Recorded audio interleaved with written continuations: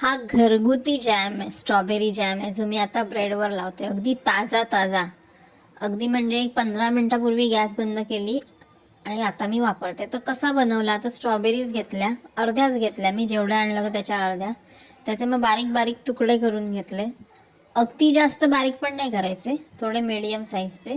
त्याच्यात घातली साखर, माझ्याकडे पिठी साखर होती म्हणून पिठी साखर घातली, आणि चिमूटभर मीठ. आणि मग त्याला थोडं मिक्स केलं, तर त्याला थोड्या वेळाने असं पाणी सुटलं. मग ते मी रात्रभर ठेवलं त्याला, आणि मग दुसऱ्या दिवशी सकाळीच मी त्याला असं क्रश करून घेतलं. तर क्रश केल्यानंतर हे बघा, असं छान दिसतं ते. पाण्यामध्ये स्ट्रॉबेरीचा रंग आणि चव दोन्ही उतरलं आहे. तर हे क्रश केल्यानंतरच आहे. आणि मग मी याला एका स्टीलच्या पातेल्यात घेऊन त्याला गॅसवर कढवलं. छोटंसंच पातेलं घेतलं, कारण माझ्या स्ट्रॉबेरी पण कमी होत्या. मग 2च मिनटात त्याला अशी उकळी फुटायला लागली. ही बघा, दिसेल आता. 2 मिनटातच उकळी फुटली. माझं पातेलं पण छोटं होतं. आणि 10 मिनटांनी अजूनही बघा, 10 मिनटं झाली त्याला, अजूनही उकळी फुटते आणि घट्ट झालं आहे. 10 मिनटांनी मग गॅस बंद केली मी. ओके, अशीच होती कन्सिस्टन्सी तेव्हा. आणि नंतर मग तो थंड झाल्यावर हा असा घट्ट झाला.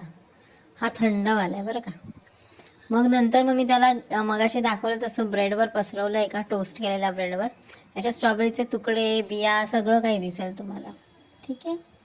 मग ह्या ब्रेडचे मी 2 तुकडे केले. एकावर फक्त जॅम आहे, दुसऱ्यावर जॅम आणि स्ट्रॉबेरी दोन्ही आहे. आणि जेव्हा खाल्लं ना, तेव्हा कळलं की जॅम आणि स्ट्रॉबेरीवाला जो आहे ना, हा हा वाला, तो अतिशय टेस्टी लागतो. तुम्ही पण असं ट्राय करू शकता की जो जॅम आहे त्याचंच फळ टाकून बघायचं. माझा जॅम पण थोडा कमी गोड होता, तर हा खूपच रिफ्रेशिंग लागला मला. फुल लेंथ व्हिडिओ आहे, तोही पहा.